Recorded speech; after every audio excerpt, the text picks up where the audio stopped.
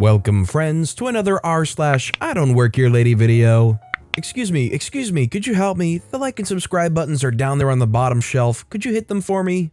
That said, our first story of the day is by Wyatt Kelly. No, I don't work here. You okay? Anything I can do to help? The holidays are stressful, I get that. Even without the supply chain issues that have been happening all over the world, getting that perfect gift for your loved ones can be difficult. We've all heard the songs about trying to fight the crowds, about obnoxious relatives, the frenzy of getting that latest hot toy so one can look on proudly Christmas morning as your kids tear through the wrapping paper like a pack of consumer-driven Mongols. Sometimes, though, a little patience and a kind word can soothe the insanity. Which is how I found myself yesterday. Have the day off from my retail job, have already done my shopping and wrapping, and decided to treat myself to a movie. Our local theater closed during the pandemic, so the only option is about 20 minutes away in one of those pre-planned shopping villages. Along with the movie theater, there's restaurants, retail establishments, and a good-sized bookstore. I had some time to kill before my show, Spider-Man No Way Home for those wondering, so I'm at this bookstore dodging the mad rush of people trying to get those last-minute purchases. I'm in the history section, seeing if there's any good World War II books I don't have, and I noticed that one of the tables is just a mess. No issues, I start straightening it up, sorting the books, and helping my fellow retail employees. Now, I'm wearing a wool coat and a flat cap and a mask.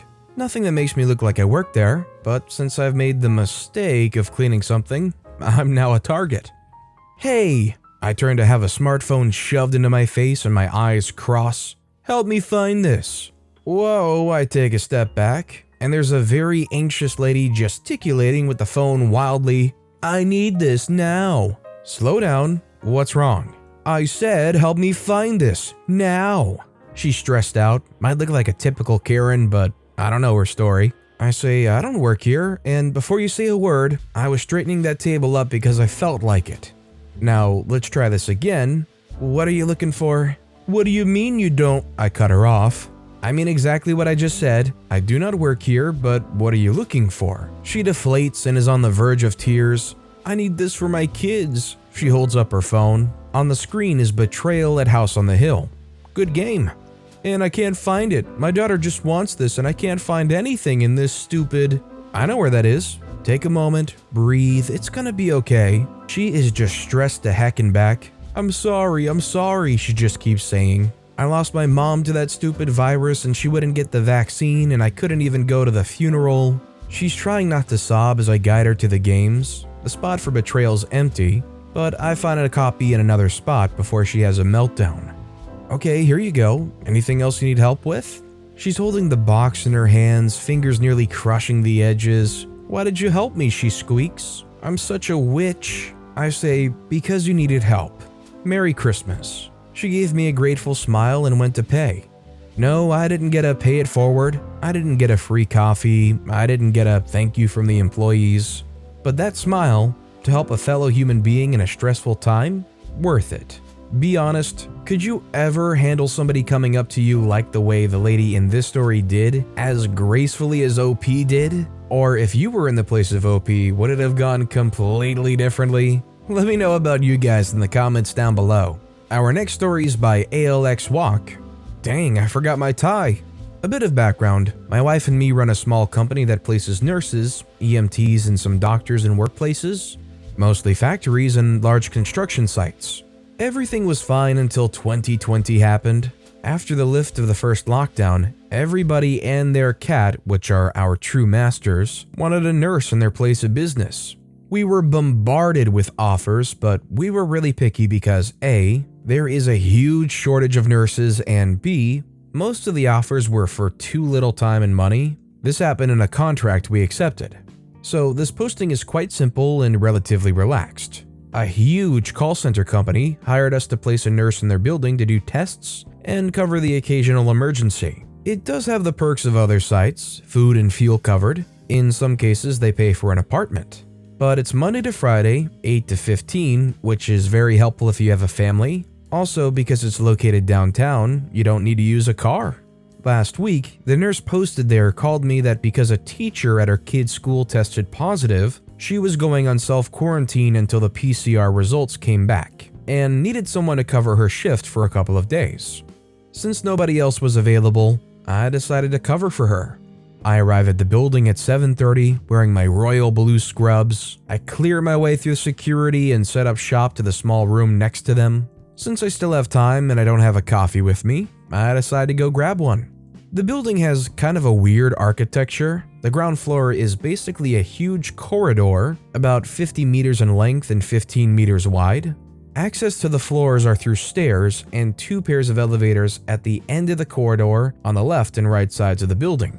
It has 8 floors, 4 belong to the call center company, the others divided between a shipping company and a high-power law firm. The elevators on the left side are used by the call center company, the ones on the right are used by the other 2. On the right corner of the corridor, just after the elevators, is an in-house coffee shop, which is my destination.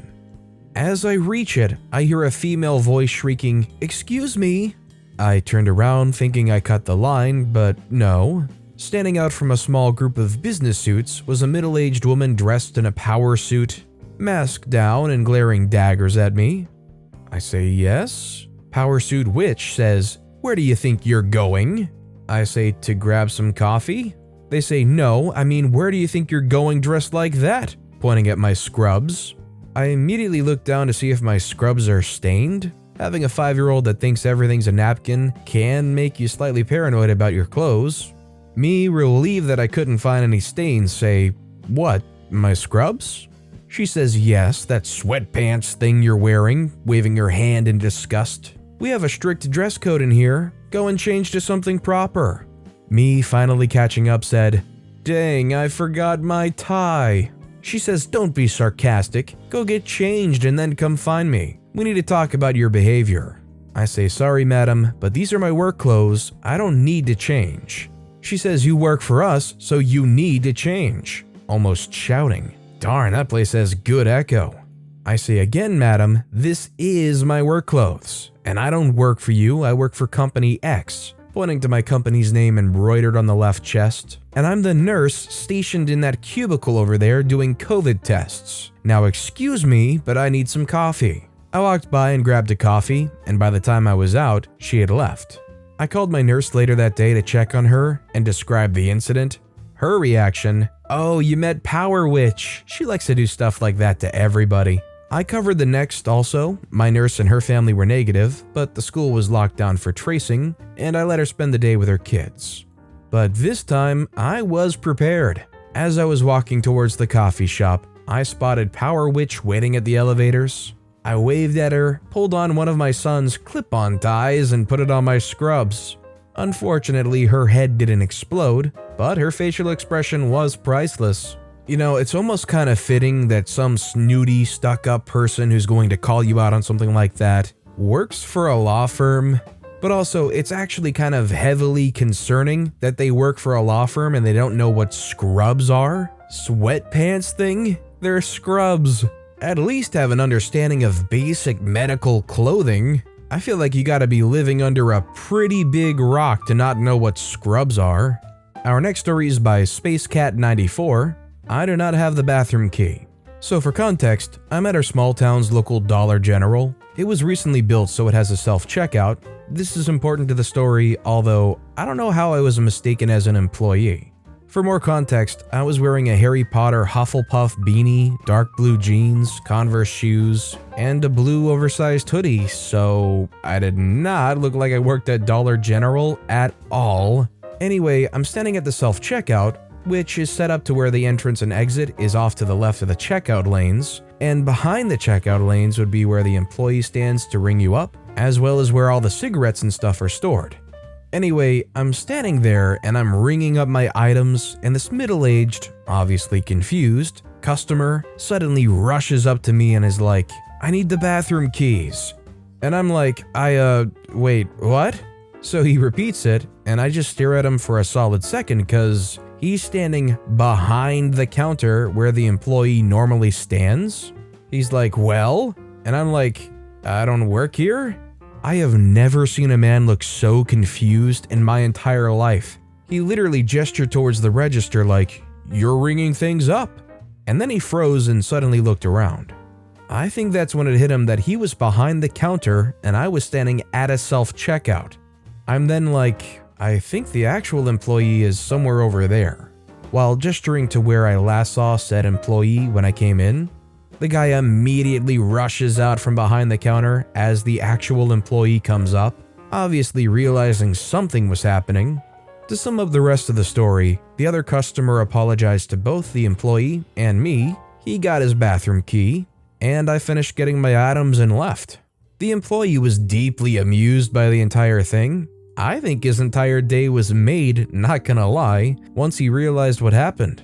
I am not gonna lie, one of the things that would keep me in bed at night with my eyes wide open staring at the ceiling and I'm mortified is not only the fact that I ran up to somebody thinking they were an employee there and asking them for something, but rushing up to them and saying, "I need the bathroom key."